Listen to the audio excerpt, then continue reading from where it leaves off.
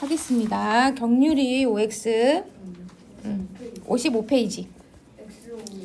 XOOX 관음사는 천상에 존재하는 환상적 공간이 나뉘어진 현실이잖아, 그지? 그다음에 태자는 정소저 만나기 위해서 관음사 가가지고 걔가 이제 뭐 한 거야? 여장한 거야, 그지? 그다음에 정소저는 주소저가 태자가 주소저로 변신한 거였어. 여장했어. 저 여자랑 말 걸어보려고. 옛날에는 사실 남녀 칠세 부동석이라 같은 다른 성별인 사람이 서로 대화 나누는 것도 쉽지도 않거든요. 자, 작품 안의 서술자가 인물에 대해 비판적 태도. 작품 안의 서술자, 우리 고전소설은 작품 안의 서술자 거의 없습니다. 그지? 거의 99.9999%가 전지적 작가 시점. 전지적 작가 시점은 작품 안이 아니라 작품 밖의 서술자다. 그 다음 거는 승원이 OX X 이거 X O X였어. 주소저는 정소저가 전장에서 승리하는 무사히 돌아오기를 바라며 동전을 던졌다? 아니고요. 얘 주소저도 자기 아빠 아니야? 그지? 정소저가 자기 아빠 전쟁에 돌아오길 바라는 거고 정소저는 아직까지 전쟁에 안 나가 있었지. 그러니까 X. 그다음에 아까 여기서 이제 기억에서 주소저가 이는 다 팔자이오니 너무 실망하지 마옵소서. 뭔가 할 때마다 다 팔자래. 약간 좀 짜증나는 말투긴 한데 이제 내가 시험을 못 봤는데 친구가 아유 그냥 팔자라고 생각해. 그렇게 위로해주면 어떨 것 같아? 그러면 시험 못 보는 팔자. 그리고 어떻게 해야 돼? 굿이라도 해야 돼? 이 시험 잘 보는 팔자를 바꾸려면 굿이라도 해야 되는 거야? 이 팔자를 어떻게 바꾸는 거야? 동전 던지기. 동전 던지기네. 자, 그래서 이거는 운명에 순응한다. 우리 아까 이거 운명 순응론자 사고방식이라 그래서 그거 같아. 물병 던지기 해서. 그래 우리 그때 했었잖아. 자, 이거 주소저는 그래 다 팔자 다 이게 팔자 소관이야라는 건 뭐야? 운명에 순응하는 네 운명이야라는 얘기입니다. 그 아마 팔자가 그거야. 너가 태어난 시 뭐 달 그다음에 날짜 그다음에 시 뭐 이런 게 있을 건데 그 안에가 8개가 괴가 있어. 그게 팔자에 해당되는 거야. 사주. 사주인 거. 사주 말고 또 팔자도 따로 있어. 그거랑 또 포함되는 거야. 팔자의 뜻 찾아보자. 팔자가 어학사전. 팔자의 뜻. 사주 팔자 안에 사주 팔자에 들어가는 건데. 팔자는 사람이 태어난 해와 달과 날과 시간을 간지로 나타내면 8글자가 된대. 그러니까 그게 해의 입장에서 달의 입장에서 따르는 거야. 그러니까 음력하고 양력까지 다 포함하는 거네. 그러면 그게 팔자 8글자가 된대. 그래 사주 안에 그 사주 팔자 안에 다 들어가는 거네. 그다음에 우리 지난번에 수업 때는 얘는 했었고요. 그지? 그다음에 요거 과제 들어갈게요. 정비전 빈칸 우리 넣은 거 확인해 보겠습니다. 정비전에 태자가 여장을 한 이유 누구 만나고 싶어서 그런 거야? 정소저. 근데 사실은 태자는 자기 아빠가 황제가 다른 집 애랑 결혼하기를 약속을 해놓은 거잖아. 그지? 그 애가 약간 악인이었잖아. 이게 양경의 자식이랑 결혼을 하기로 원래는 돼 있었어. 하지만 태자는 그 양경의 자식이랑 결혼을 하기 싫었다. 그러다가 정소저를 보고 정소저 반해가지고 이제 정소저한테 말 좀 걸어보려고 이제 관음사에서 뭐 한 거야? 여장하고 간 거지, 그지? 자, 정소저는 옛글을 인용해서 자신의 생각 드러내고 있다? 아니고요. 주소저는 자신과 같은 이유로 관음사에 온 정소저를 안타깝게 생각하고 있다? 아닙니다. 우리 둘이 비슷하네요. 이런 거지. 너무 안 됐네요. 이게 아니야. 안타깝다는 건, 그지?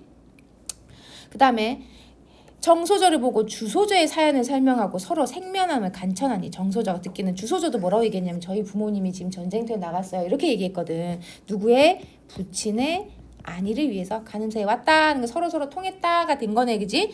그 다음에 정소저가 주소저에게 느끼는 거 어떡해 나도 그런데 당신도 그런 거예요, 그지? 그게 뭐였다 그랬어? 동병상련이라 그랬다. 같은 병을 앓고 있기 때문에 그래 내가 그 마음 너무 잘 알지야.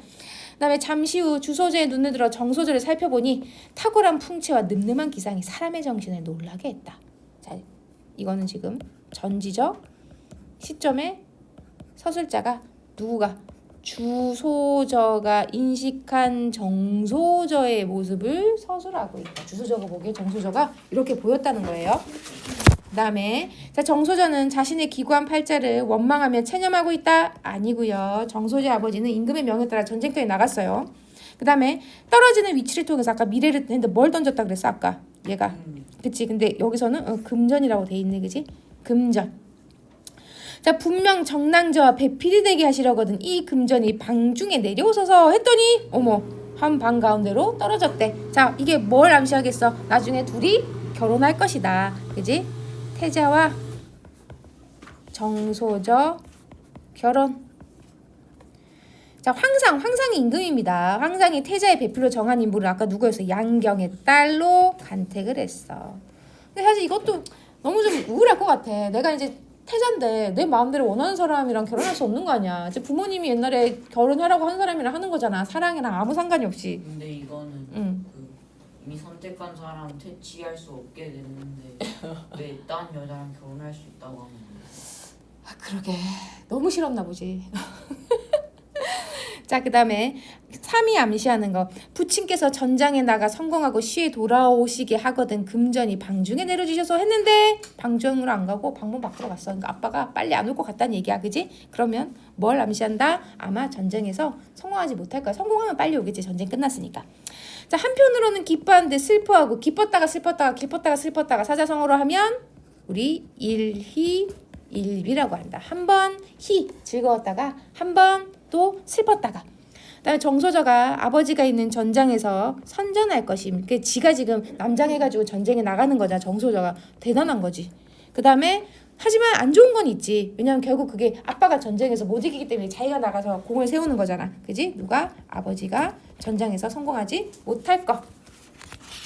자, 정원수가 정소저 아빠입니다. 전쟁에서 패했다는 것은 동전 축사의 결과와 일치했다. 맞아요. 아까 전 봤더니 성공 못한다고 했었잖아. 그다음에 정원수는 누구였어? 아까 정소저의 아버지. 우리 고전소설 읽을 때 뭘 잘 봐야 되냐면 거기 나오는 등장인물이 정확하게 누굴 얘기하는 거지. 지칭하는 말이 계속 달라져요. 그 사람이 이름이기도 했다가 직책이기도 했다가. 그래서 그런 거 잘 체크해야 돼.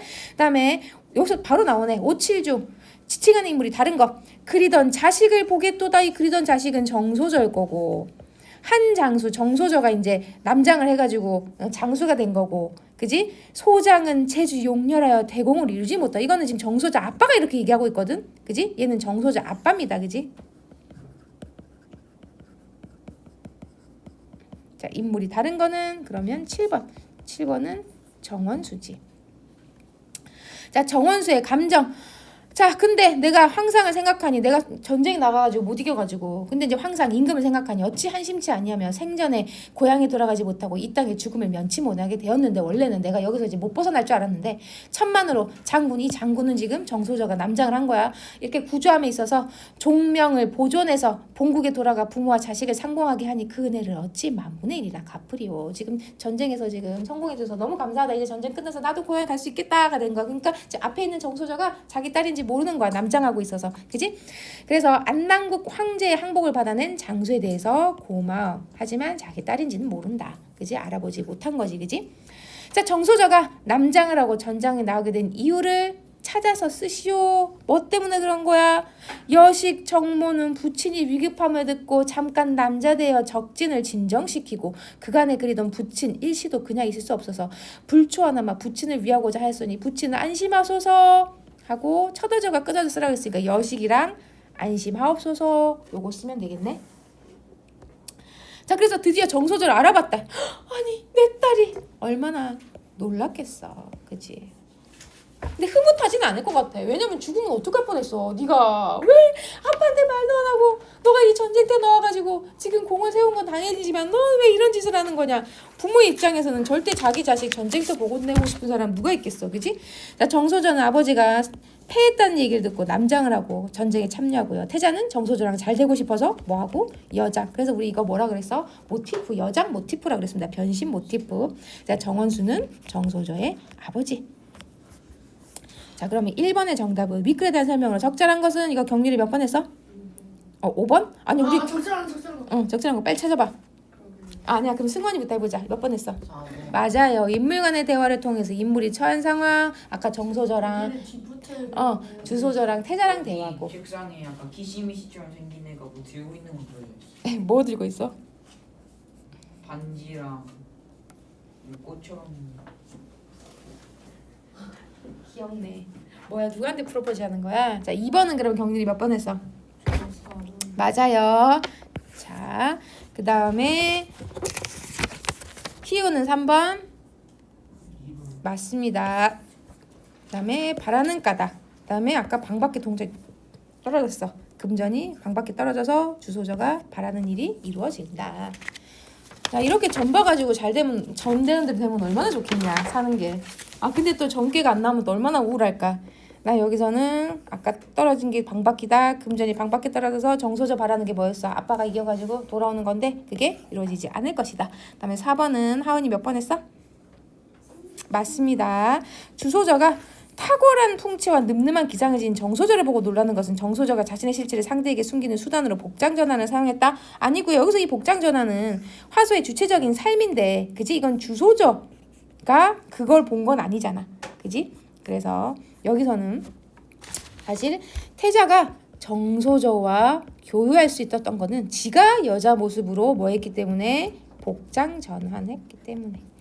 그 다음에 나중에 그 주서저가 눈을 들어서 정소를 살펴보니 탁월한 풍채와 늠름한 기상, 사람의 정신을 놀라게 했다. 사실 이게 정소저의 모습을 보고 놀란 거지 변신한 건 아니었어, 그지?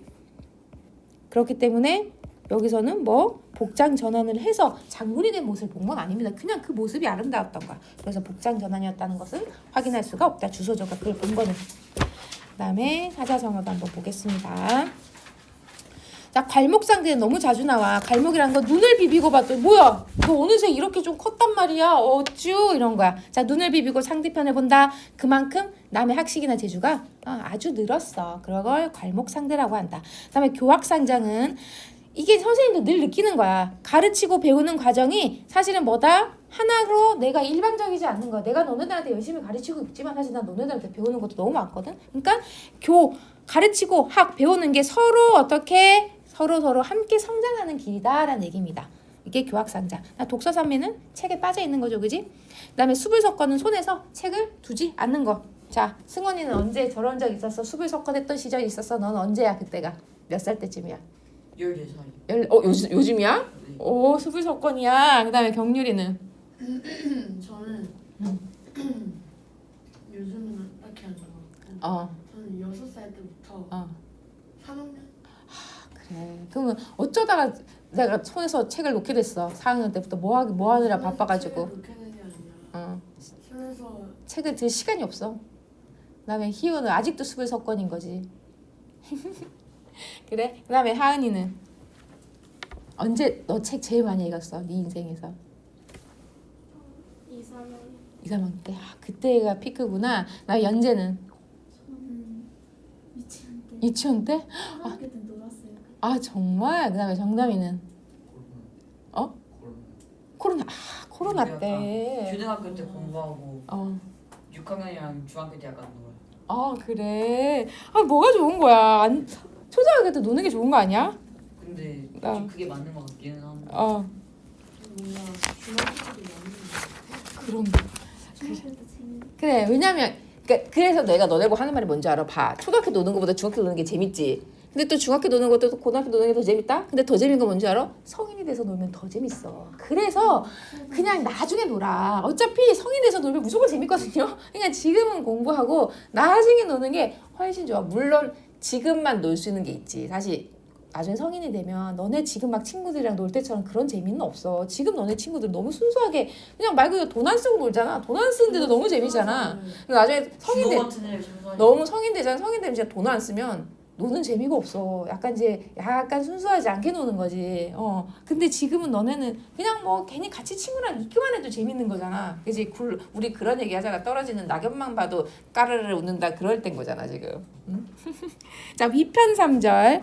공자가 주역을 즐겨 있어서 읽어가지고 책을 옛날에는 가죽끈으로 묶었는데 그 끈이 3번이나 끊어졌다. 그냥 똑같은 책을 여러 번 읽었다 라는 얘기고요. 그다음에 일치월자. 날이 갈수록 다달이 자라거나 발전하는 거. 그다음에 주경야독 낮에는 밭을 갈고요. 밤에는 공부하는 거야. 우리 옛날에는 야학이라는 것도 있었고 그런 것도 되게 많았어.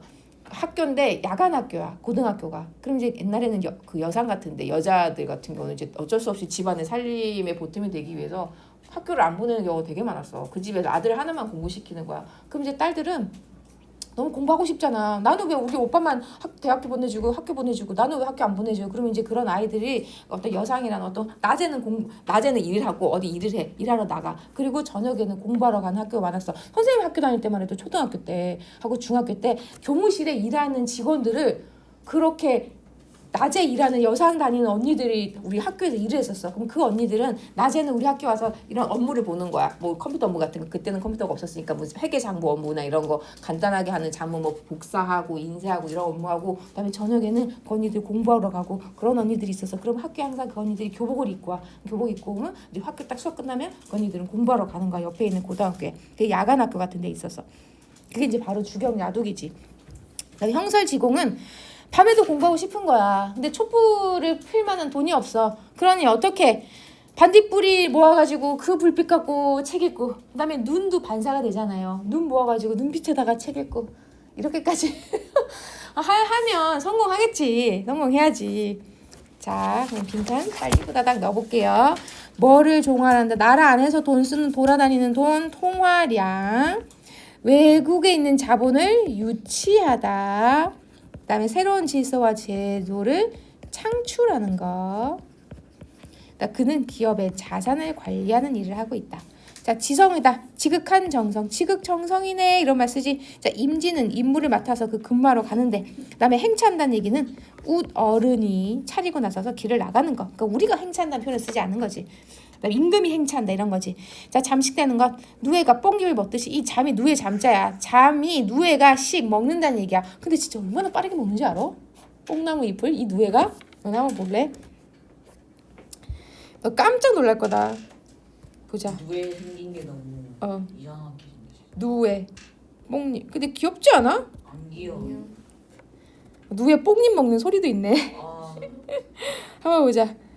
뭐를 하는 게 좋을까? 누에 뽕잎 먹는 소리를 하는데 한번 들어볼까?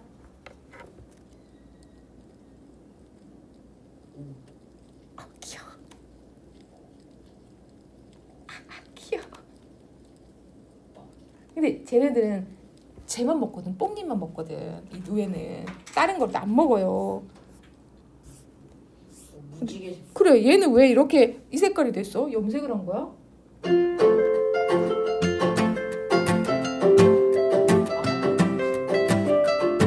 그래, 얘는 안 먹는 것 같은데 쟤는 왜 염색이 돼 있어? 줄기도 먹는데. 아무튼 얘가 너네 나중에 뭐 되는지 알지? 얘 누에 실 뽑아가지고 비단 만드는 거는 알지? 누에고치 그거 삶아가지고 그 실이 우리 비단 만드는 실이야. 자, 조금씩 침략당했다. 그다음에 정회는 그런 애틋한 감정. 그다음에 발언하다는 건 소원을 비는 건데요. 그거랑 관계없는 건 2번이네요. 이 근원이 됐다는 얘기야. 여기서 발언은. 재원이는 언제요? 재원이는 국어학원 다니기 싫대. 그래서 지금 이기적 유전자 할 때 지금 오라 그랬어 선생님이. 이기적 유전자는 꼭 읽자 그러고. 응. 그랬더니 오기 싫대. 그러니까 내가 이기적 유전자를 할 때 오라 그랬어. 그래서 이번 달 말에 전하기로 했어. 자, 11번의 정답은 4번.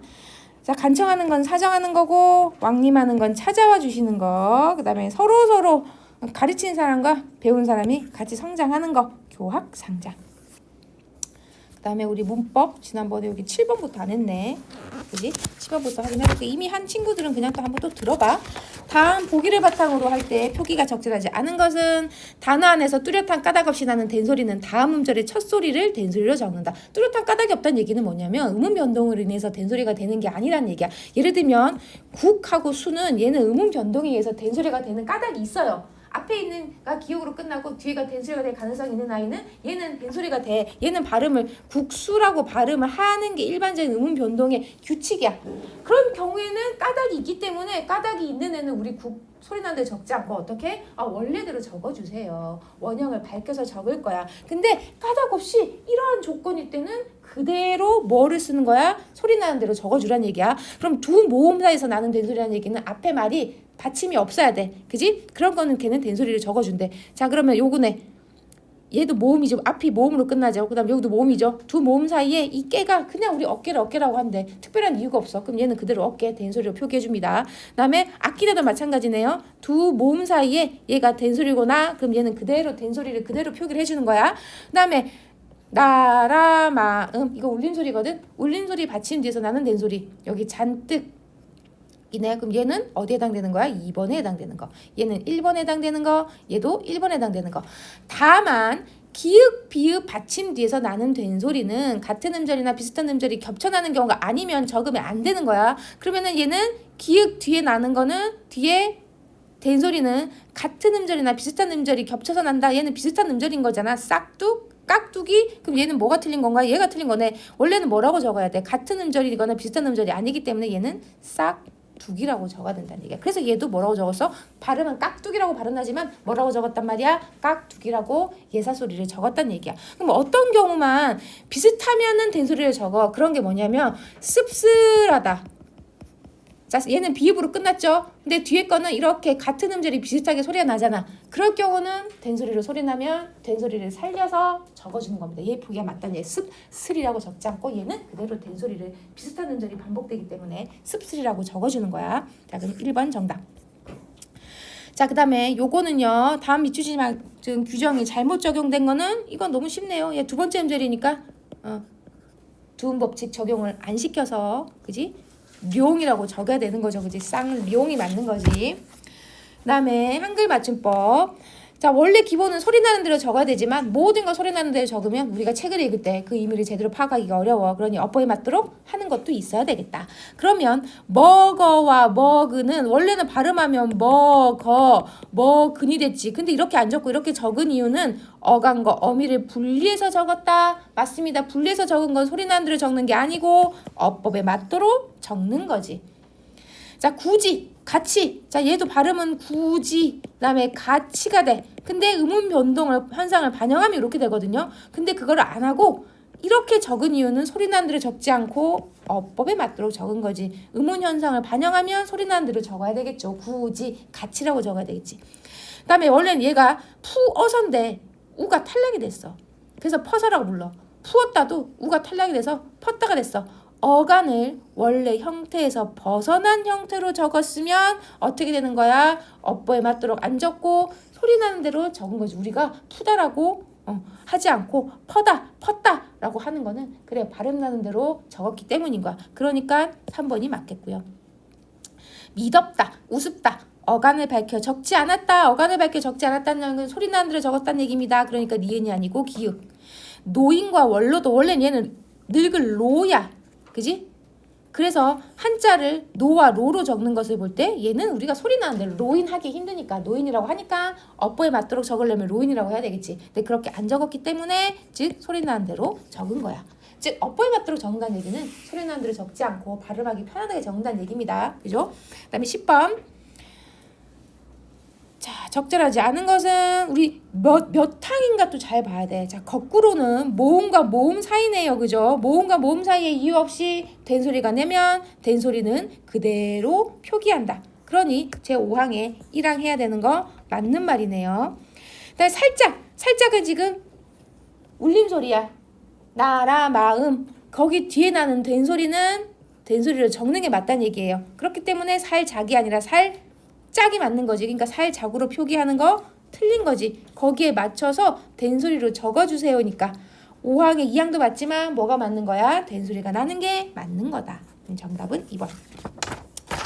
그다음에 자, 표음주의는 음은 소리입니다. 소리 나는 대로 적는 거야. 그 다음에 쓰기는 편하겠죠. 표의주의는 같은 단어라도 발음 환경에 따라 다르게 적기 때문에 의미 파악이 쉽다? 아닙니다. 표음주의는 의미 파악이 어렵죠. 같은 단어인데 상황에 따라 다르게 발음되잖아. 예를 들면 꽃만은 꽃만이 되는 거고, 그 다음에 꽃이는 꽃이가 되는 거고, 그 다음에 꽃은 꽃이 되는 거고. 지금 각각이 지금 발음하는 게 상황에 따라 다르게 발음난다. 그럼 내가 꽃만, 꽃이라면 이 꽃이는 뭐 닭꽃인가가 될 수 있잖아. 즉 그래서 소리 나는 대로 적으면 의미를 파악하기가 힘들 수 있습니다. 표의주의는 뜻을 살리는 거예요. 실제 발음과 표기가 다른 경우가 있겠죠. 표의주의는 형태소를 밝혀 적는다는 얘기야. 원래 형태소를 밝혀서 적는 거야. 즉 이렇게 원래 꽃이라는 형태소를 밝혀서 적어. 발음 나는 대로 적지 않고. 그러니 당연히 의미 파악이 쉽겠죠.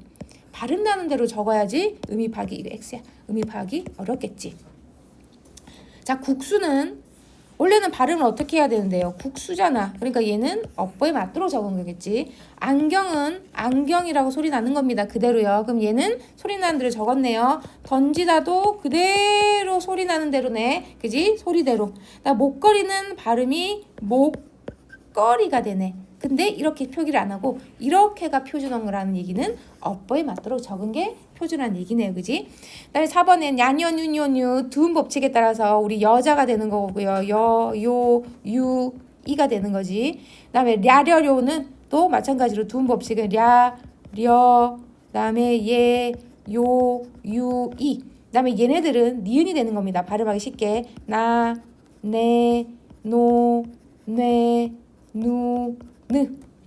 이제 니은으로 다 바꿔주면 돼. 그러면 이제 한번 봅시다. 바르게 표기한 거. 여자, 두음 법칙이니까 원래 여자지만 여자가 맞고요. 근데 두 번째 음절부터는 그대로 남녀를 적어줄 거예요. 원래 얘는 양심이지만 두음에 왔기 때문에 양심 맞아요. 그다음에 얘는 나열하다. 이 열은요. 자, 앞에 받침이 없는 애가 올 때는 어떻게? 그대로 열이라고 해준다. 그지? 받침이 없는 경우, 그지? 첫머리 위에 맞고, 그다음에 유대는 유대 맞고, 당뇨 맞고, 용궁 맞고. 근데 얘는 실패 율이 돼야 돼. 니은 받침 모음이나 니은 받침 뒤에서는 뭐가 돼야 된다고요? 이응으로 바꿔줘야 돼. 연세, 신, 여성. 원래 얘는 두 번째 음절이지만 합성어기 때문에 신, 여성이라고 하지 않고 얘도 여기서는 두음 법칙에 적용을 시키는 거지. 그다음에 역사, 두음 법칙. 얘도 앞에 니은 받침이니까 니은 받침 뒤에서는 열하고 율이 돼야 되니까 율. 그다음에 요소, 은리, 유행하다, 흐를 유자, 류야. 두음 법칙이야. 그다음에 백분율 얘도 니은 받침 뒤니까 얘도 율이 맞네. 그다음에 익명. 남존 얘가 남존 여비여야 돼. 선생님 왜 두음이 아닌데요? 근데 이거 합성할 때는 그치? 여기 뒤에 와도 남존 여비 이렇게 두음 법칙인 것처럼 중간에 두음 법칙을 적용해가지고 니은을 이응으로 맞습니다. 쌍용을 쌍용 맞고요. 전율은 니은 뒤에 율로 온 거 맞네요. 근데 얘는 얘가 틀렸네요. 3번 안 하고 3번? 아니 3번 안 했다고? 밑에 거 문제 맞아. 얘 정답은 3번이고 3번은 두 모음 사이에 나는 된소리는 된소리로 적는다. 어깨 이런 거. 두 모음 사이에서는 된소리가 나면 된소리를 적는다. 그다음에 울림소리 받침 뒤에서 나는 된소리는 아까 된소리를 적는다 그랬죠. 아까 뭐라 그랬어? 살짝. 이렇게 울림소리 뒤에 나는 된소리는 짝이라고 그대로 적어주고요. 그다음에 기읍, 비읍 받침 뒤에 나는 된소리는 같은 음절이나 비슷한 음절이 겹쳐내는 경우가 아니면 된소리를 적으면 안 된다는 얘기입니다. 그럴 경우에만 된소리. 5번이 3번이 미안해. 1번만 틀렸어. 1번만 다 맞았어. 맞아. 자, 잘 지적했어. 그다음에 6번에 으뜸 두 모음 사이에 나는 된소리네. 으하고 으 사이. 그지? 그러니까 A에 따라서 으뜸으로 표기하는 게 맞고요. 거꾸로도 두 모음 사이에 나는 된소리네. 그러니까 A에 따라서 거꾸로 표기하는 거 맞고, 살짝은 울림소리 뒤에 나는 된소리는 된소리를 표기하는 거, 살짝 B에 따라서 된소리 표기하는 거 맞고, 그다음에 씩씩은 여기야. 다만이야. 다만인데 얘가 같은 음절이나 비슷한 음절이 겹쳐나는 경우기 때문에 된소리를 적는 거 맞습니다. 근데 얘는 뭐가 아닌 건가요? B에 따라가 아니라 여기 C에 따라. 그래서 4번이 틀렸네. 자, 낙지는 기역인데 뭐기 때문에 같은 음절이나 비슷한 음절이 아니기 때문에 우리는 발음은 낙지가 되지만 표기는 된소리로 표기하지 않는다. 그러면 얘는 으뜸은 모음 으하고 으 사이고, 그다음에 거꾸로는 모음 어하고 우 사이고, 그다음에 살짝은 리을 받침뒤니까, 그다음에 씩씩은 기역 받침뒤인데 뭐기 때문에 비슷한 음절이 반복되기 때문에, 그다음에 낙지는 기역 받침뒤다. 그렇기 때문에 된소리를 적으면 안 된다. 뭐에 따라서? C에 따라서. 는 X. 그다음에 7번. 7번의 정답은 3번입니다. 자, 그래서 깍 두 개가 맞다 그랬잖아.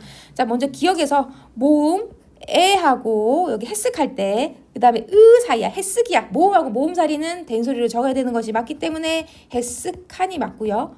그 다음에 짭짜라는 자, 근데 얘는 비슷한 음절이 반복되는 거잖아. 비읍 받침 뒤긴 한데 비슷한 음절이 반복되기 때문에 짭자리라고 안 적고 얘는 된소리로 짭짤한 적고, 그 다음에 깍두기는 기읍 받침 뒤다. 그렇기 때문에 얘는 또 비슷한 음절이 반복되는 게 아니기 때문에 깍두기라고 적어야 된다. 그 다음에 듬뿍은 자, 뭐 받침 뒤에서 미음 받침 뒤에서는 된소리는 그대로 된소리로 적어주라 그랬지. 울림소리 뒤에는. 그지? 그 다음에 몽땅은 이응 받침 뒤야. 이응 받침 뒤도 이유 없이 된소리가 되면 우리 된소리 그대로 적어주라고 그랬습니다. 그 그다음에 우리 이제 책 진도 나가 봅시다. 십자군 전쟁. 아니 그래 안 그래도 지금 요새 이스라엘이 또 폭격해가지고 이란이랑. 그래. 아 근데 정말 그런 거 굳이 안 했으면 좋겠어. 왜 승원이 왜 안 했으면 좋겠어? 근데 뭐 그걸 뭐 묻지도 따지지 말고 그렇지 뭐 그지 전쟁이라는 게 그지? 아니 그렇게 전쟁하고 싶으면 그지 짱끼리 맞짱 뜨면 되지 않아? 그치? 왜 폭탄을 자기네들끼리 막 날리는 거야? 그렇게 쟤네들 싸우겠으면 자기네들 대장끼리 만나가지고 지들끼리 맞짱 뜨면 되는 거 아니야? 근데 왜 이렇게 폭탄 날려가지고 자기네들이 무고한 희생자를 만드는 거야? 어떻게 생각해 승원아? 왜 대화로 해결하려고 하지 않을까? 서로 다 자기 잘못이 아니고 다른 사람 잘못이라고. 그래? 그 다음에 연재는 어떻게 진짜 생각해? 약간 판 깔아놓고 응. 지도자들 싹 다 불러서 그치 지들끼리 그치 다이다 해가지고 나 맞짱. 아 그러면 야창. 트럼프가 이길 것 같아. 야창. 이걸로 그냥 냅다 아저씨들끼리 다. 그래 그렇게 해가지고 그래 그렇게 하면 될 거. 재밌을 것 같아. 근데 트럼프도 나이가 있어가지고 사실 또 그렇지. 그러니까 체급은 걔가 있긴 한데 나이는 또 못 속이니까. 그래 다 돈이 많아서 매수할 것 같은데. 푸틴도 장난 아닌 것 같긴 해. 푸틴도 몸 푸틴도 막 좋잖아. 죽었다고도 하고. 그래. 푸틴이 요즘 너무 조용해진 거. 같아. 이재명은 나이가 좀 있어. 그러게. 자, 십자군 원정이 일어난 실질적인 이유. 실질적인 이유, 표면적인 이유는 뭐 한다는 거야? 성전을 뭐 하겠다는 거야? 사수하러 간다는 얘기잖아. 11세기부터 13세까지 서유럽의 그리스도교들이 8번에 거쳐서 이슬람 교도로부터 성지를 탈환. 또 하필이면 또 왜? 그 성지가 왜 똑같은 것이야? 왜 둘이 왜 그래가지고 자꾸 저 성지를 서로 가지려고 날리는 거야? 응? 이에 참여한 그리스도교 군사들을 십자군이라고 한다. 그 얘네들이 이제 그 어깨와 가슴에 이 십자가 표시한 거에서 유래가 됐는데 그리스도교하고 이슬람교도의 대립이란 점에서 사실은 신성한 종교 전쟁 같아 보이긴 하지만 그 이면에는 다양한 원인들이 존재한다. 선생님 그때도 얘기했지. 뭔가 나라가 어수선하고 뭔가 안 좋으면 그 뭔가 불안을 어디로 외부로 그지 치환을 시키면 나라의 어순한 것을 이 사람들이 하여금 이 분노를 즉 외부의 전쟁으로 일으키는 거야. 그러면 국내 왕에 대한 불만은 사실 사라지겠지. 그래서 교황의 권력에 대한 집착 봉건 연주와 하급 기사들의 영토에 대한 야망. 그리고 이때 또 십자군 나가가지고 자기네들 전쟁에서 이기면 거기서 뭐 전리품이라든지 그 땅 너네 다 가지라고 했거든. 그러면 이제 당연히 이 군인들 입장에서는 전쟁에 안 나갈 이유가 없는 거야. 특히나 군인들은 선생님 그때 뭐라 그랬어? 걔네들은 영주가 아니야. 영주는 땅을 가진 사람이야. 그 집 땅주인이야. 땅주인은 가만히 앉아 있어도 거기서 세금 받아가지고 먹을 수 있어. 근데 군인들은 자기 땅이 없어요. 그럼 걔네들은 가만히 있으면 그냥 뭐 어떻게 해야 돼? 평생 누군가 영주의 기사 노릇밖에 못 하는데 이렇게 전쟁 나와가지고 여기서 땅 나오고 만약에 거기서 이제 뭐 보물 같은 거 전리품까지 가지고 올 수 있으면 이 전쟁은 뭐 손해볼 전쟁이 아닌 거지. 그래서 딱 싸우고 싶은 사람들끼리 판 깔아놓고 야차룰로. 자, 아무튼 특히나 또 다양한 동기에 광적인 신앙심, 약탈 욕구까지 더해져서 사실 신성한 종교 전쟁이라고 하긴 하지만 그 의미가 많이 퇴색이 됐다는 얘기네. 그다음에 미군정 시기에 북한은 어떤 상황이었을까? 사실 선생님이 옛날에 MBC에서 일했었다 그랬잖아. 다큐멘터리를 했을 때 선생님이 했었던 다큐멘터리가 분단의 기원이야. 그래서 선생님이 이 부분을 누구보다 잘 알아. 이 분단이 어떻게 됐는지. 자, 소련이 북한의 진주는 시초부터 한반도의 당분간 남북한의 분단 상태를 그대로 유지하면서 그 당시에 이제 너네 신탁 통치 반대 운동이라는 게 있어서 신탁 통치라는 게 뭐냐면 그러니까 얘네들이 지금 그동안 일제 식민지 기간이 오래됐기 때문에 자기네들 나라를 만드는 데 있어서 주체성이 아직까지 떨어지기 때문에 일단 반 나눠서 북쪽은 소련이 일단은 관리를 하고 대신 관리한다는 얘기야. 맡은다는 얘기야. 남쪽은 미군정이 관리해가지고 얘네들이 나중에 연합정부를 만들 수 있도록 그때까지 도와주자는데 이게 사실은 분단의 시초란 말이야. 그래서 그 당시에 신탁 통치 반대하는 사람들이 되게 많았어. 근데 그 신탁 통치 반대를 누구와 많이 했냐면 우익들이 많이 했었고 좌익은 그러니까 마치 이 신탁 통치가 말 그대로 분단을 이끈다라고 생각하는 사람이 있었단 말이야. 근데 한편으로는 뭐 예를 들면은 소련은 되게 순수하게 아니다. 우리 이렇게 잘 해가지고 신탁 통치 해가지고 거기서 너네가 연합정부를 잘 만들어가지고 통일된 정부를 만들면 되지 이런 얘기가 있었거든. 아무튼 그 당시에 1949년에 8월에 소련의 원자폭탄 실험 10월에 중국 대륙의 공산화 2차 세계대전 이후에 동서진영의 한반도를 둘러싼 극동 지역의 역학관계의 일대 전기를 맡게 됐다. 그러니까 우리나라가 피해자지. 즉 미국하고 소련이 뭐 때문에 한참 이게 공산주의하고 자유진영 간의 어떤 싸움이 있어서 그것들을 이제 우리나라를 가지고 자기네들끼리 신경전을 벌인 건 거야. 너무 피해자지. 사실 결국 우리 그 다큐멘터리 결론이 뭔지 알아? 이 분단의 기원은 소련하고 미국 때문이다 였어. 사실은. 자, 소련의 핵실험 성공, 중공의 정권 등장, 공산 세력은 극동에서 새로운 팽창의 계기를 마련했다. 아시아에서 미소 대립에서 소련의 지위를 더욱 강화시켰다. 그러니까 우리가 희생의 것을 지금 그때부터 지금까지 이게 무슨 일이야, 그지? 그것 때문에 결국은 분단이 됐지. 38선 때문에 38선 상태였잖아. 이 상태는 38도선이었잖아. 이것도 38선 그 군인이 되게 웃겼어. 그러니까 뭔가 이유도 없어. 그 군인이 우리나라 지도를 보더니 대충 이 38도가 딱 가운데네. 그래서 그냥 여기를 그어버려. 그래서 어떤 일이 벌어지냐면 미안하다. 우리나라 지도가 이렇게밖에 안 그려지네. 미안.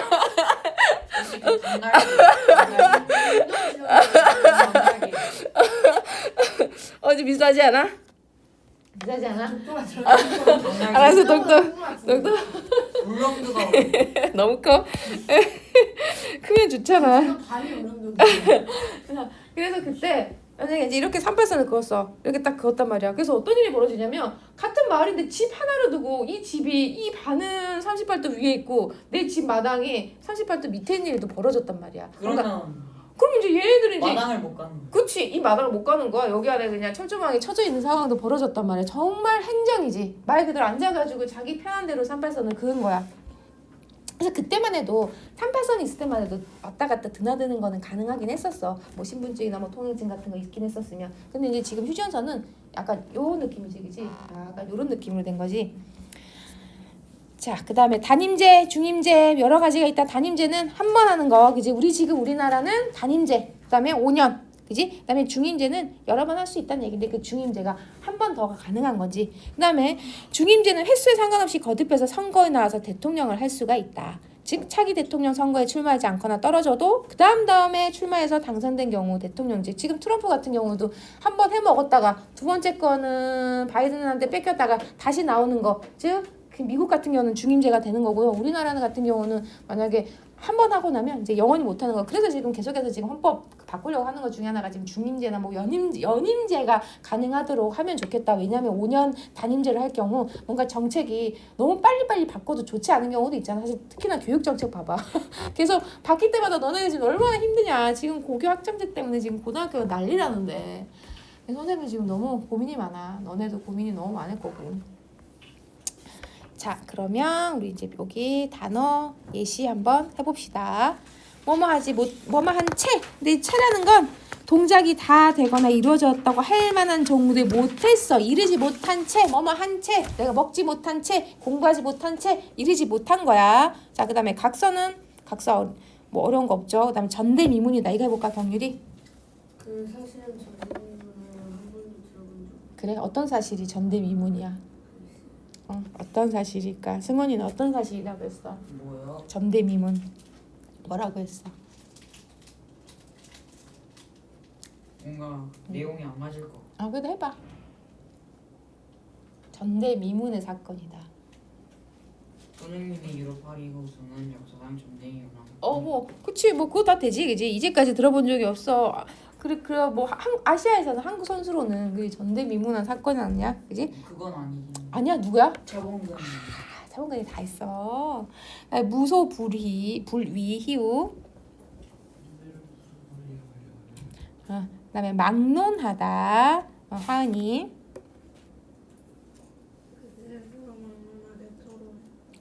근데 막론하게 털어냈다. 막론하게라는 표현 쓰지 않고, 자, 네가 이 일은 막론하고, 그다음에 그냥 공부를 해. 뭐 막론하고라는 표현을 많이 쓰거든. 막론하게라는 표현을 잘 쓰진 않아, 그지? 그다음에 화질이 왜 이렇게 오락가락해? 이거 움직일 때 안 좋아져. 그 멈추면 괜찮아. 움직일 때 그래. 그다음에 세간 연재. 소문이 세간에 널리고. 보셨다. 그다음에 더부살이 정담이. 그녀의 더부살이 때문에 그녀의 아들의 삶은 변하지 않았다. 그래. 이 더부살이라는 표현이 너네는 사실 상상할 수 없는데 옛날에는 이런 일이 많았어. 만약에 아빠가 사업 망했어. 집이 없는 거야. 근데 그러면 이제 저기 고모 집 가거나 뭐 할머니 집에 가서 그 방앗간에다가 더부살이 하는 거야. 근데 요새는 그런 일이 벌어져도 웬만하면 남한테 도구살 그거 아니에요? 그 빵꾸똥 걔 그거. 빵꾸도 그 하이프 그래 맞아 맞아 그것도 더부살이야. 약간 상속자들. 그거 말고 또 그것도 더부살이지. 그 너네냐 그 뭐냐 둘리 아기 공룡 둘리에서 둘리가 갑자기 빙하 타고 내려와서 고길동 집에 더부살이 하는 거야.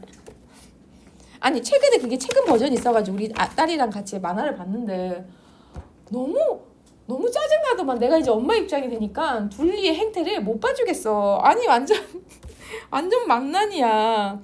막 어떤 내용이 있었냐면 청소기를 막 돌리다가 아무런 청소기가 얘가 청소기가 뭔지 모르는 거야. 청소기를 막 돌려서 자기 집에 있는 거 다 빨아당겼는데 고길동 아빠가 자고 있었거든. 고길동 아빠의 청소기 딱 돌렸더니 여기부터 여기까지 아버지 머리가 다 밀려버렸어. 그게 가능. 몰라. 그래서 우리 애라 뭐야 저거 어떤 성능의 청소기길래 밀었더니 여기까지 다 완전히 밀어지는 거야. 최고의 성능인데. 밀어주면 바닥이 다 하여튼 다 먹었어 다. 그다음에 정립하다 이거 경률이. 우리는 새로운 목표를 쏟는 중. 그다음에 노골적이다 승원이. 반대에 대한 노골적인 비판은 갈등을 조장. 그다음에 공권력은 희우. 공권력. 그래. 자 그다음에 독선적이다 하은이. 독선적인 태도는 좋지 않다. 그래. 그다음에 전복하다.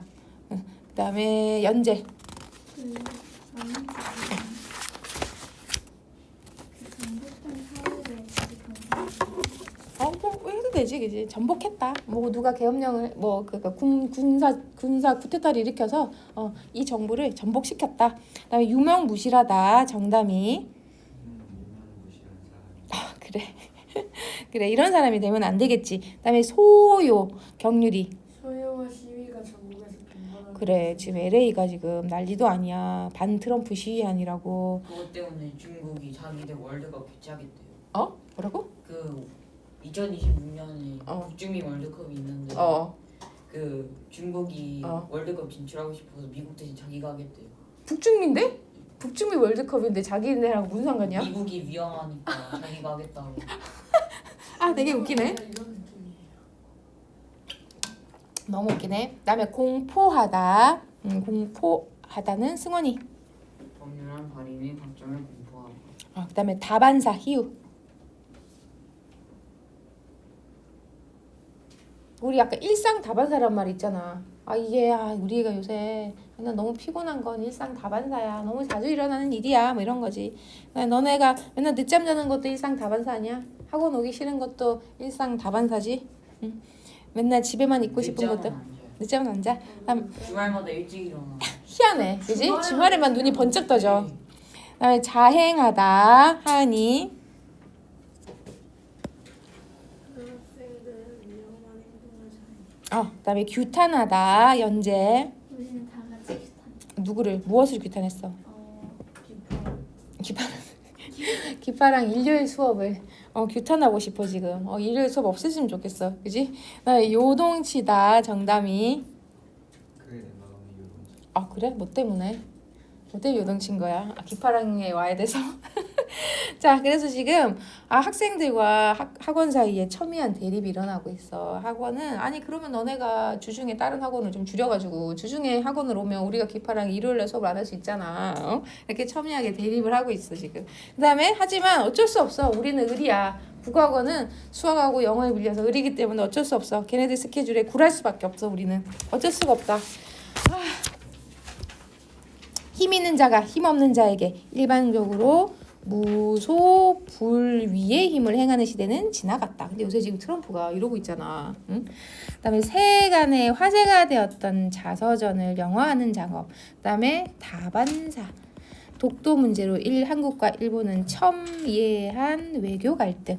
그다음에 각서는 문서, 막론하는 건 이것저것 따지고 가려서 말하지 아니하는 거. 공권력은 국가나 단체가 우월한 주체로서 명령하는 거. 그다음에 유명무실은 실속 없는 거. 이름은 있으나 공포하는 건 국민한테 널리 알리는 거. 그다음에 뜻풀이로 접근하지 않은 것은 10번의 정답은 1번. 이미 있는 상태 그대로가 아니라 아직 이르지 못한 거지. 뭐뭐 한 채는. 그다음에 회장이 독선적. 그다음에 규탄하는 건 나무라는 거. 자, 그다음에 에드워드 코크의 치열한 노력으로 인한 사람들은 국민의 기본권 확대보다 왕권 강화가 더 우시. 야, 사람들이 우리가 일반 국민인데 이러면 안 되겠지. 반대가 되는 거죠, 그지? 국민의 기본권 확대를 더 우선시하게 됐다. 그다음에 법의 보편적인 원칙에 따라 권력이 제한돼. 우리 그거를 법칙이라고 한다. 법치라고 한다. 그래, 우리 이거 주간 테스트 있었는데 요거 풀었으면 했었을 거 아니야, 그지? 그다음에 마버리 사건은 헌법이라는 존재를 의회에서 만든 법보다 더 우선하는 최고의 법으로서 선언했다. 그 사건이 있었다는 거지, 그지? 국민들의 지지를 받아 선출되었다는 것은 국회의원의 뜻을 모두 따른다는 게 아니라 이게 국민의 대표를 따른다는 거잖아, 그지? 그다음에 민주주의는 국민의 힘이다. 힘을 바탕으로 만들어진 헌법으로 정치한다. 정치 체제를 임기 상황에 도달하도록 설계하더라도 국민의 지지와 동의를 바탕으로 한 법적 구속력은 큰 힘이 되지 않는다. 큰 힘이 되는 겁니다. 그래서 이제 계속해서 우리가 이 헌법이란 건 국민이 계속해서 만드는 거잖아. 행정부의 강력한 권한에 대한, 그러니까 지금도 점점 행정부의 역량이 커지잖아. 그래서 사실 대통령의 역량이 제일 큰 거잖아. 근데 입법부는 국회의원이 하는 거고 사법부는 판사가 하는 거고, 이것이 상권 분립에 있어서 핵심적인 거다. 점점점 행정부의 역할이 커지고 있는데 대통령이 제일 힘이 센데 그 대통령이 무소불위의 힘을 발휘하지 않도록 즉 입법부 국회의원들이 계속 막는 거야. 국회의원이 계속 법을 가지고 대통령이 힘을 자기 마음대로 하지 않도록 막는 거지. 그다음에 사법부는 그걸 판단하는 거고. 약간 궁금한 게 있는데 어. 친구가 카톡에 정치적인 내용을 되게 쌩 까야지, 그지? 너무 싫지, 그지? 내일부터 카톡에 정치적인 내용 하면 검열당한다고. 그래서 신고를 하려고 했는데 신고할 그런 게 없어. 너무 스트레스일 것 같아. 오늘만에요. 아니 근데 막 카톡도 검열하고 DM도 검열하고. 누가? 저희 반 애가 막 그럴 거라고. 아, 그래? 누가 나라가 그렇게 한다고? 왜? 아 그런 거 계속 떠요 레이스로. 아, 그래. 그러니까 지금 빨리 대화하라고? 근데 그거 어떻게 검열해? 아, 그 얘기는 있었어. 나는 그 얘기는 못 들었고 그 얘기는 들었지. 트럼프가 미국이 SNS 검열한다 그랬거든. 너네가 만약에 미국으로 유학을 갈 때 너네 SNS를 다 봐서 얘가 반이스라엘주의잖아 혹은 좌파냐면 미국으로 유학을 못 오게 하겠다라고 난 미국이 검열한다는 얘기 난 들었거든. SNS. 우리나라는 아니고. 그러니까 너네가 이제 만약에 유학의 가능성이 있다면 그런 말들을 쓰는 건 조심해야 되겠지. 뭐 트럼프 욕한다든지 뭐 미국의 정책에 대해서 욕하는 건 내가 미국으로 유학 갈 가능성이 있다면 그거는 맞는 말이긴 해. 우리나라에는 이미 임시정부 통해서 꾸준히 다듬어지고 정통성을 이용한 헌법이 존재했다. 그래서 급하게 헌법을 만든 건 아니다라는 얘기였지, 그 책에서. 자, 조용은 선생이 교육, 정치, 경제에서 자유경쟁이 아니라 자유경쟁은 무한경쟁인 거잖아. 사실 균등에 대해서 얘기한 게 우리나라 헌법의 뼈대를 이룬다. 누구나 할 것 없이. 그치? 그 다음에 국민들은 헌법을 통해서 대한민국을 바로 세우고 대한민국의 실체를 느끼고 싶어한다. 사실 나라의 실체라는 게 없는 거잖아요. 이제 왕이 존재하지 않은 이상은. 보통 왕이 있는 나라는 그 왕이 사실 어떤 한 나라의 실체라고 될 수 있긴 하지만 이제 왕이 죽은 상태에서는 어떻게 우리가 대한민국의 실체를 확인하겠어. 그게 바로 우리는 헌법이란 얘기입니다. 법률 불소급 원칙이란 어떤 법률이 지금 만들어졌으면 그 이전의 사건에 대해서는 새로 만든 법을 가지고 소급해가지고 그거를 처벌하지 않는다는 거야. 그지? 그래서 행위가 일어난 시점보다 나중에 만들어진 법으로 이 행위를 처벌할 수 없다는 얘기입니다. 그다음에 9차 개정 헌법이 30년 넘긴 긴 세월을 건너온 까닭은 국민 모두의 지지를 받고 탄생했기 때문이다. 그때가 이제 박정희 때인 거잖아, 마지막이. 자, 그다음 미국 헌법. 저자는 마그나 카르타를 바탕으로 미국 헌법의 역사에 대해서 어떤 의문을 던졌는가. 사실 이 미국 헌법이 그게 뭐 무슨 800년인가 700년 주년이었는데 미국이란 나라는 만든 지 얼마도 안 됐는데 그게 어떻게 몇백 년이 될 수 있어라고 의문을 가졌어. 왜 헌법이 만들어진 거랑 미국의 건국 시기가 다를까 하고 의문을 가졌더니 이게 그 당시 프랑스와 전쟁으로 인해서 그 프랑스 사람들이 세금으로 인한 부담 때문에 지친 귀족들이 왕으로부터 더 이상 우리 간섭하지 마라고 사인을 받아놓은 게 몇백 년간 묵혀있다가 그걸 꺼내가지고 이제 실질적으로 얘를 적용을 시키기 시작했다는 얘기야. 한마디로 누구의 힘을 억압시키는 거야? 왕권의 힘을 약화시키는 거란 얘기입니다. 그래서 마그나가 크다란 뜻이었고 그다음에 얘가 이제 서류라는 뜻이었어. 그냥 큰 서류라는 뜻이었다는 얘기지. 자, 그러면 이게 나중에 시민혁명의 뿌리가 된 계기는 뭘까? 이 에드워드 코크란 사람이 왕이 일반 국민 전체에게 한 약속, 이것이 확장된 해석을 한 게 결국 시민혁명의 뿌리가 됐다. 권리장전, 권리청원 이런 것들이 결국 그 너네 왕이 마음대로 세금 거두고 너네 마음대로 할 게 아니야. 너네 지금 이렇게 약속했잖아. 그 당시에 우리한테 서류 해가지고 사인했잖아. 이게 지금 복사본회가 4개가 지금 남아있다고 하고 너 막 이렇게 사인했잖아. 너네 마음대로 안 하기로. 자, 이런 증거가 있는데 어떻게 마음대로 할 거야? 가 나중에 이제 그래 시민들이 그래 우리도 다 같은 권리를 가지고 있다라는 걸 하게 되는 계기가 됐다는 얘기지. 자, 그 제일 처음에 그 사인하는 왕 얼마나 땅을 치고 후회하고 있을까? 자, 일단 민주주의 구현. 저자는 민주주의 구현에 있어서 중요한 것은 뭐다? 실제로 어떻게 너네가 헌법을 가지고 꾸준히 자기네들이 자신의 권리를 행사하기 위해서 노력하는 게 되게 중요하다. 헌법이란 그러려면 어떻게 해야 돼? 헌법을 또 잘 알아야 되겠지? 그러니까 너네 권리를 잘 행사하는 게 중요하다는 얘기지. 그다음에 윌리엄 마버리 이석 되게 재밌었어. 애덤스가 그 대통령이 지금 이제 존 마셜에서 다른 대통령 애덤스에서 제퍼슨으로 넘어가고 있는 상황이었지, 그지? 그래서 이 대통령이 바뀌는 상황에 애덤스가 대통령이 바뀌는 이틀 전에 판사를 다 임명해버리고 모든 판사들한테 어떻게 한 거야? 자, 당신이 이제 판사가 됐습니다. 임명장을 다 전해주는 거야. 근데 이제 얘네들은 그때 한번 판사가 되면 영원히 판사인 거래. 판사를 누가 뽑아주는 게 아니야. 대통령이 판사를 안 치면 그거는 다 평생 자기가 판사가 되는 거야. 그러니까 자기가 이제 대통령은 안 되지만 자기가 친한 판사를 다 자기가 친한 변호사를 다 판사로 안 침으로 해서 나는 대통령 임기는 끝났지만 자기 역량을 계속 행사하고 싶었던 거야. 그러니까 그 다음 대통령이 될 사람이 어떻게 한 거야? 이걸 막으려고 했겠지. 그지? 그래서 애덤스가 짧은 기간 동안 수십 명의 판사를 임명했어. 왜냐면 자기는 이제 대통령 지금 끝났지만 자기 역량을 계속 행사하고 싶어서. 근데 그 다음 대통령에 의해서 며칠 사이로 판사가 되지 못한 사람이 생겼어. 근데 그 와중에 판사 자격증을 받은 사람은 땡큐인데 안 받은 사람이 억울한 거야. 뭐야, 나 평생 판사 될 수 있었는데 그 다음 대통령이 너 못 받아가지고 안 됐다고 하니까 이거 억울하다. 나 판사 계속 하고 싶어 해서 소송을 건 거야. 그것 때문에 이 일이 벌어졌어. 그런데 판결이 어떻게 됐냐? 자, 이 판결이 둘 다 맞다라고 얘기해. 마셜이라는 사람이 판결을 내려야 되는 상황인데 그래 지금 애덤스가 임명한 거는 맞다. 지가 그의 권한이니까 대통령이 권한이 있어서 임명장을 준 건 맞아. 하지만 그 다음 대통령에 의해서 실행을 하지 않는 것도 맞다라고 대답을 했다는 얘기야. 자, 헌법은 강제력을 가진 실체가 됐고 그것 때문에 즉 대통령 마음대로 뭔가 할 수 없었다는 얘기야. 사법부의 독립적인 권한이 강조돼서 행정부하고 의회와의 관계가 정립되는 계기가 됐다. 즉 이거는 행정부가 마음대로 뭐까지 그 판사는 사법부인 거잖아. 사법부를 휘두를 수 없는 사건의 계기가 된 거야. 자, 우리나라 헌법재판소가 가진 5가지 권한이 있다. 위헌 법률을 심판하고요. 즉 헌법에 위배되는 법률이 있으면 그걸 가지고 옳고 그름을 따지는 거. 그다음에 헌법 소원 심판이 있다.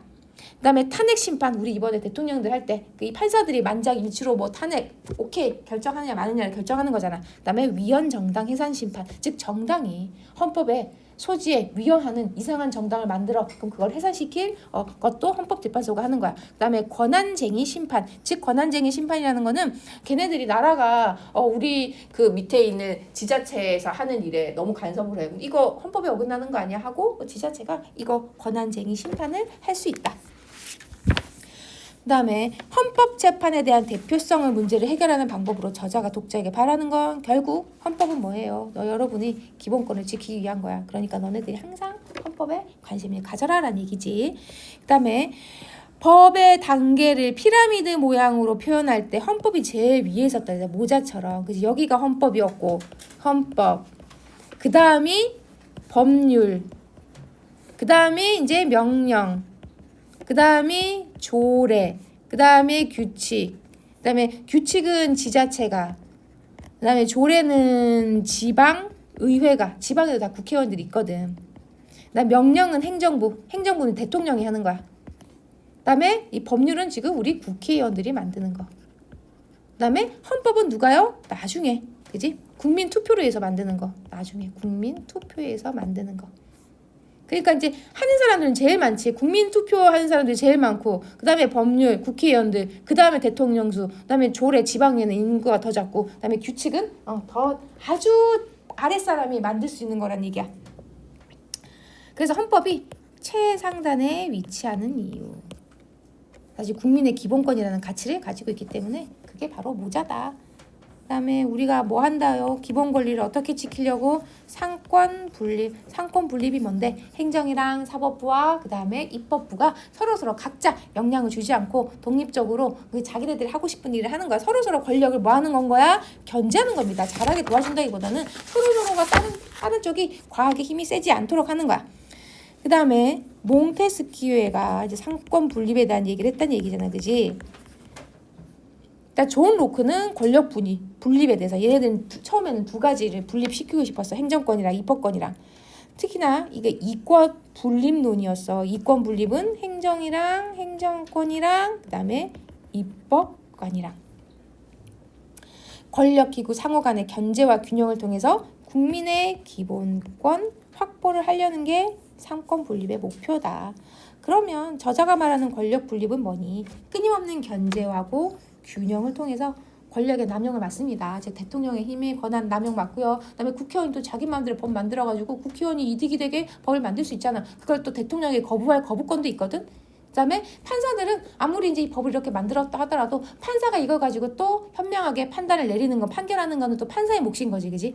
그래서 결국은 그게 뭔가 우리가 맨날 국회의원들 보면 맨날 자기들 나와가지고 싸우고 이거 안 한다, 동의 못 한다, 도대체 맨날 국회의원들은 싸움밖에 안 하는 거야라고 얘기하는데 그게 결국은 뭐 하기 위한 거야? 이게 원래 비효율적이야. 그러려고 만든 거야. 만약에 효율적이란 게 뭐야? 어떨 때 가장 효율적인지 알아? 권력이 독재자가 가장 효율적으로 일을 처리합니다. 왜? 독재자는 자기 하고 싶은 대로 해야 다른 사람의 의견을 듣지 않아. 만약에 뭔가 일을 효율적으로 하려면 뭐가 필요한 거야? 독재자가 필요해. 근데 우리는 지금 독재 시대가 아니기 때문에 어쩔 수 없이 일을 하는 데 있어서 비효율적일 수밖에 없다. 끊임없이 견제하고 그 사이의 균형을 우리가 관심을 가지고 맞춰야 된다는 얘기입니다. 그 다음에 자 5회 재헌헌법. 우리 재헌헌법이 너무 급하게 만들어진 거 아닌가, 그지? 이 재헌헌법에 대한 몇 가지 오해가 있다. 너무 급하게 대충 만든 거 아니야? 별로 의미가 없는 거 아니야? 라고 하지만 그렇지 않대. 사실 재헌헌법은 1919년부터 임시연장 10개조를 바탕으로 1948년까지 사실 30년 동안 잘 고치고 갈고 닦아서 만들어진 거기 때문에 급하게 만들지 않았어. 그래서 우리나라는 의외로 많이 안 고쳤대. 9차밖에 안 고쳤고 어디더라? 프랑스인가 어떤 나라는 150번 50년간인가 100년간 150번 고친 나라도 있고 독일이 150번 고쳤다 그랬어. 엄청나게 많은 고친 나라도 있긴 한데 그에 비해서 우리나라는 아직 9차밖에 고치지 않았어. 그게 완벽하지 않았다라는 증거가 아니란 얘기지, 그지? 자, 급해서 다른 나라 헌법을 베꼈다 이런 얘기도 있었단 얘기예요. 임시정부 헌법. 어떤 특징이 있을까? 원래는 이제 그 당시에 막 또 중화인민공화국이 만들어져서 그 헌법을 참고해서 만들긴 했대. 근데 5차에 걸친 개정 작업을 통해서 사실 우리의 상황에 맞는 내용을 추가했어. 우리도 어떻게 여러분도 헌법에 관심을 가졌으면 좋겠어요. 그 당시에 1948년인가 재헌헌법 선거율의 투표율이 94.인가 97%인가 어마어마하게 역대 최고였대. 당시 교과 과목에 또 법제가 있는 등 사람들 되게 헌법에 관심이 많았대요. 그만큼 우리도 관심을 많이 가지자 이런 얘기지, 그지? 그 다음에 1차 개헌과 2차 개헌 결국 누구의 이익을 위한 거야? 이승만이 계속 정권을 유지하려고 계속 법을 바꾼 거잖아. 그래서 무슨 일이 벌어졌어? 4.19 혁명 이뤄졌고 그 다음에 3차 개헌과 4차 개헌에도 영향을 미쳤다. 3차 개헌에서는 실질적인 민주주의, 4차 개헌은 사실 4.19 혁명의 진압 관련자 처벌을 위한 특별법까지 만들어서 이미 지나간 것에 대한 것도 우리가 처벌을 하자. 법은 나중에 만들어졌지만 그럼 그 이전에 4.19 해서 나쁜 일을 저지른 사람은 어떻게 할 거야? 그거에 대한 어떤 특별법까지 마련해서 지금 만든 거 이전까지 소급을 시키도록 만들었다는 얘기야. 유신헌법은 또 박정희지, 그지? 박정희가 자기가 계속 대통령 하고 싶어서 또 헌법을 뜯어 고친 거 아니야. 선거도 이제 자기네들끼리 국회의원들끼리만 하고, 그지? 안에서 강당에서 하고. 그러다가 이제 대통령 박정희가 암살당하고, 그지? 물론 또 전두환이 쿠데타를 일으켜가지고 군사정부가 들어오긴 했지만 나중에 9차 개정 헌법까지 왔습니다. 그 안에는 대통령 직선제라는 거 모든 국민이 다 투표하는 거. 그다음에 5년 동안 한 번만 그다음에 헌법재판소 설치하는 거 내용이 우리 집 마지막 개정 헌법에 담겨 있다. 결국 의미가 뭔데요? 그동안 엄청난 독재 권력의 억압이 있었지만 우리가 스스로 만들어낸 민주주의란 얘기입니다. 여기까지 하고 우리 쉬는 시간 하고 얘 수업 때 해야 될 거는 나중에 또 다음 시간에 또 할게.